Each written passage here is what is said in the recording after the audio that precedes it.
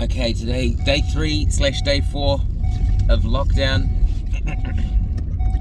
First weekend of the lockdown, which feels a bit more normal, but if you weren't going to work, I don't know how you would keep track of the days. I did try to ask the students that, do they know what day of the week it is?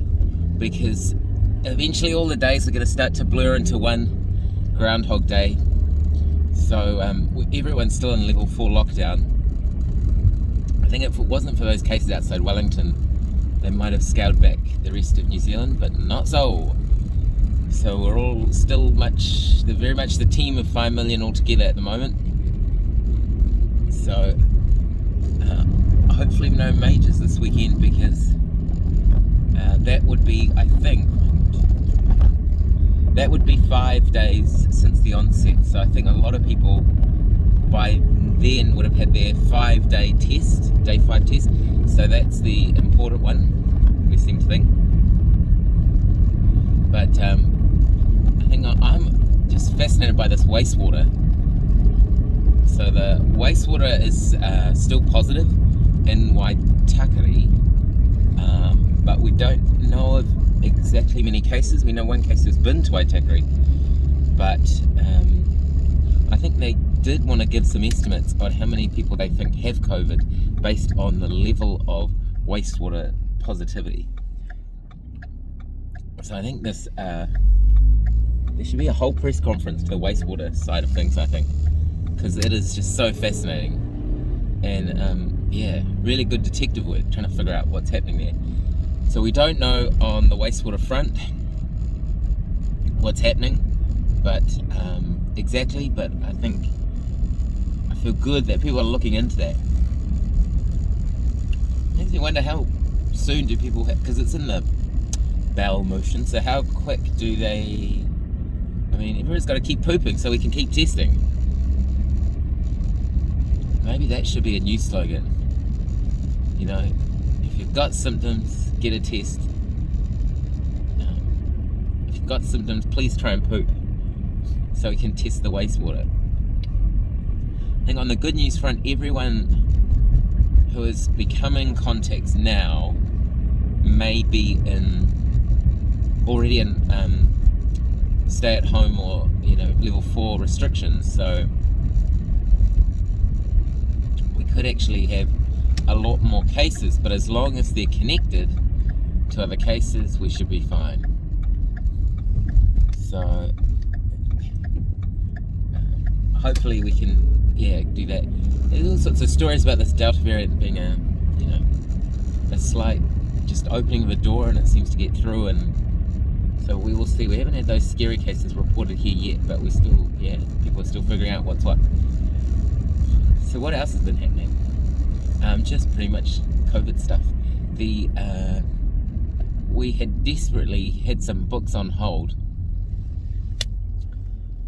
to get from the library, and they hadn't arrived. And I don't think the library's going to be opening anytime soon, and certainly transferring books might not be that easy. So we have went online. There's no ebooks for the ones we were after, so we're after these Marvel Cinematic Universe, where these are the reverse of most books. I think this author, Alexander Irving, he's watched the movies, it seems, and then written a book based on the movie. So it's the reverse of what you usually see, a movie based on a book. So it's the other way around. So what we do is we read a chapter or 2 or 3 of the book and then watch the movie, because they're very complicated and the story is very tricky. I'm not saying it's like the Bhagavad Gita, but it's pretty complex how they all link together. And so we then watch the movie and try and link it together. Now the good thing is, I don't have a good memory, and I haven't watched many of these, so I'm trying to piece it together too. And so a lot of the questions we're figuring out together about how does this relate and who's this person. But anyway, so we've ordered the books off Trade Me last night, a bit of a secret fashion, but I don't know when they're going to arrive. I assume book deliveries aren't essential, and so, I mean, when are the robots going to be here? because I'm sure the staff are working remotely as best they can, and probably in Trade Me that's probably pretty viable to keep a lot of things humming over. But in terms of who puts it in the box and delivers it, I presume that needs a lot of people power, and they wouldn't be deemed essential. So we just really need these robots. And so Tesla announced yesterday that they're really going into the full iRobot mode. First off, I think iRobot is in their subliminal thinking, because the first thing off iRobot is Will Smith punches out a robot, he takes over a car, an Audi, which is trying to self-drive, and he doesn't want to self-drive because he doesn't trust it. So seems like they're well on their way to creating that situation. The next thing is they announced yesterday they're trying to build robots, which look so much like iRobot robots. Like, they got that kind of white, like clear white. It's like from that Bjork song, All Is Full of Love, where two robots start pashing, basically. It's it's exactly like that. So I think if you're a sci-fi artist at the moment, I mean, this is a great time, because you could be well inside the design thinking of a lot of these people, because they're looking to art and things to make a device solution that looks like what people think it should look like. So they look like humans, and they said, we're probably going to design it so you could be stronger than it, and you could run away from it, which sounds handy in case it goes ballistic on you. But they said it was 5'8". Now, I'm not 5'8", I'm less than 5'8". I don't know about a robot kind of that looks like a human being bigger than you. Like, that just, I don't know, it seems a little bit scary, a bit of creepy there. Like, if it's bigger than you, what if it falls on you? And just the visual thing of something bigger than you in your house. But yeah, they're hoping that this can take over a lot of the menial tasks or labor tasks. But like a lot of pitch events from Elon, he's pretty transparent. He basically says this is something to get people excited so they start working for him. And it was done as part of Tesla's AI Day, and I think they mentioned there's about 1,000 staff just working on the labeling part of their AI apparatus. So I think they've got a huge amount of knowledge in this area, and they'll come through with a lot of interesting stuff. So there's a police car. Oh no, it's just a car. I thought it was a police car just looking out the side. But at the moment, there's no cars. I wonder what the message is going to be on the every day. For my interest, they seem to change the message of what to do. It's funny because I think in a lot of authoritative regimes used to see these signs that used to say, like, do the right thing, be kind, and we think, oh gosh, who's going to listen to that? But now in a pandemic, it's weird. We like seeing those messages where the government says, be kind, stay safe, and if it wasn't for the pandemic, I wonder how we'd respond. But at the moment, well, that guy's going pretty fast. At the moment, we would say, I don't know, it feels good. It feels good that it's sort of united us. And I wonder if you're in one of those authoritative regimes like China, North Korea, Russia. Anyway, a large part of the world is under authoritative regimes, and maybe you aren't aware, you don't know what you don't know. You haven't taken the blue pill. You are just seeing that, and you might have a lot of trust and value in what the government tells you to do. So I don't want to throw stones on people who live in those areas, but gosh, crazy stuff from Afghanistan where the jet is flying off and people are dancing around and clinging to the plane and trying to get out, and then falling off when the plane the landing gear goes back into the plane they're dropping off. It's just crazy. I mean, it's probably the most crazy thing I've ever seen, next to two planes flying into the World Trade Center, to be honest. the imagery of Afghanistan in planes is just like, wow. It's hard to forget that once you see that. Anyway, so apparently someone did a survey in Afghanistan. So it's been 20 years. So that, for them especially, that's like a whole generation of children, families, a whole lot of people who don't even know really about 9/11 apart from stories about it, I guess.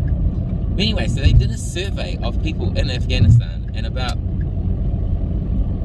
95%. I think it might even be higher. I should probably somehow fact check this, but i.e. go on Google and see what it says. That 95%, it might even be higher. I think the figure I heard was higher, but I'm sort of scaling it back a bit.